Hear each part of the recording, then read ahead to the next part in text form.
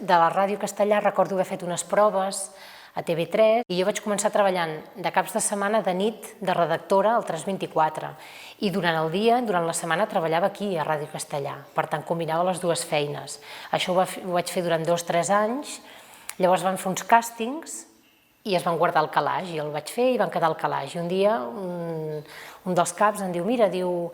a la Borsa de Barcelona, diu, i hem d'enviar algú un estiu per fer una substitució, què tal? I dic, jo no m'he posat mai davant d'una càmera, no, però el càsting aquest el vas fer prou bé, gràcies a tota la locució i la redacció que jo havia après a Ràdio Castellà, perquè jo no havia fet mai tele. Tot i que sí que havia estat a BTV, a Barcelona Televisió, però havia fet molt càmera. Jo havia estat més de sortir al carrer amb la càmera, jo a gravar, també vaig fer documentació, vaig fer producció, però allò de sortir amb la càmera i explicar coses no ho havia fet mai.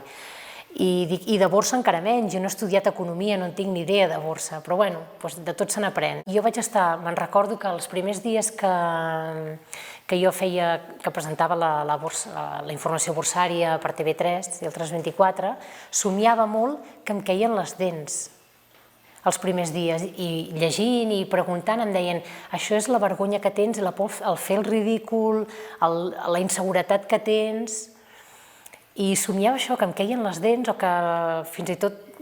que sorties al carrer despullat, com que et faltava alguna cosa, i això era una mica la inseguretat d'un mateix de posar-te davant de la càmera. I mica en mica la vas guanyant en seguretat, fins i tot me'n recordo que els companys de l'equip, el Josep Cuní, per mi és un dels grans mestres del periodisme, em va dir, diu, molt bé, perquè transmets seguretat, i jo per dins pensava, ostres, doncs encara no, però diu, una cosa és potser com estàs per dins i l'altra el que transmets per fora. I això, que t'ho digui un cap, t'acaba generant més seguretat, i suposo que amb el temps la vas guanyant. És molt diferent posar-te davant d'una càmera, que jo llavors, per exemple, a la Borsa de Barcelona no hi havia ningú físicament darrere, tot era a nivell tècnic un armari que tu obries, connectaves amb el control central de Sant Joan d'Espí, i m'ho feia tot jo,